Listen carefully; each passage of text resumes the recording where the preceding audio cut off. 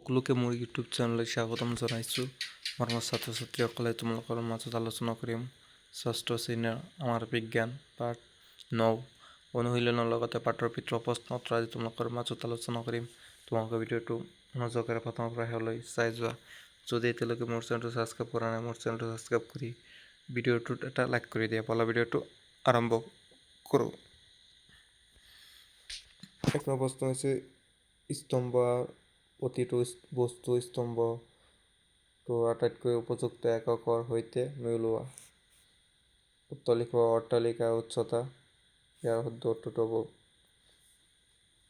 m।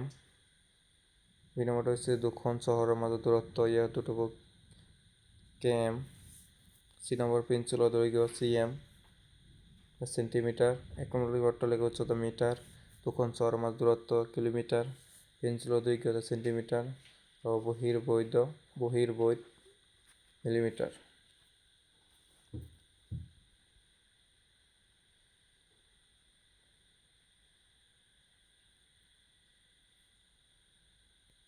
দুই নম্বৰ প্ৰশ্ন হৈছে দৈৰ্ঘ্যৰ মাপ ল'বলৈ কি উপযুক্ত সামগ্ৰী স্কেল অথবা ফিতা ব্যৱহাৰ কৰা হয়। এটা অট্টালিকাৰ উচ্চতা ফিতা। পেঞ্চিলৰ দৈৰ্ঘ্য স্কেল। পেপাৰ ক্লিপৰ দৈৰ্ঘ্য স্কেল। গাছৰ গেৰ ফিতা। এডাল ৰবৰৰ প্ৰস্থ স্কেল। ফুটবলৰ খেলপথাৰৰ দৈৰ্ঘ্য ফিতা।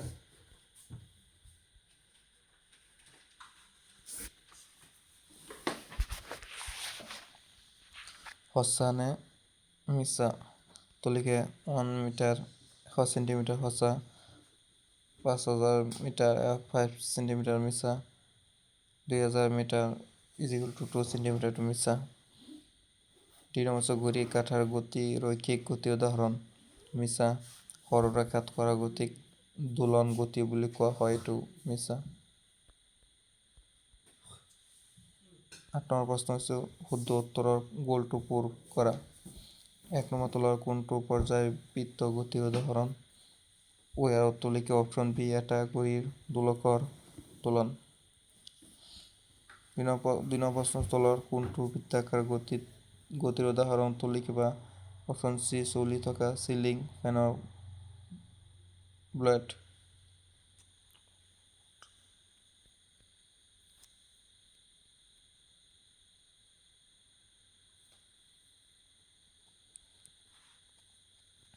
প্ৰশ্ন বিভিন্ন ধৰণৰ গতিৰ দুটাকৈ উদাহৰণ লিখা।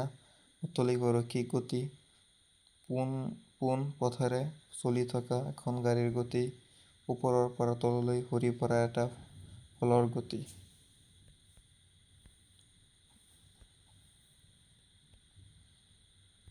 বৃত্তাকাৰ গতি।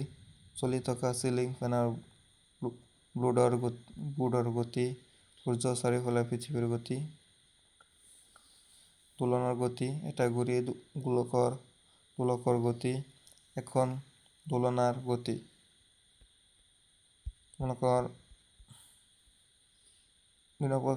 2 নম্বৰ প্ৰশ্নত আগৰ কৰি দিছোঁ, ইম্পৰ্টেণ্ট হয় যে তলৰ কোনটো বৃত্তাকাৰ গতিৰ উদাহৰণ? ইয়াৰ উত্তৰ লিখিব অপচন চি চলি থকা চিলিং ফেনৰ বোৰ্ড।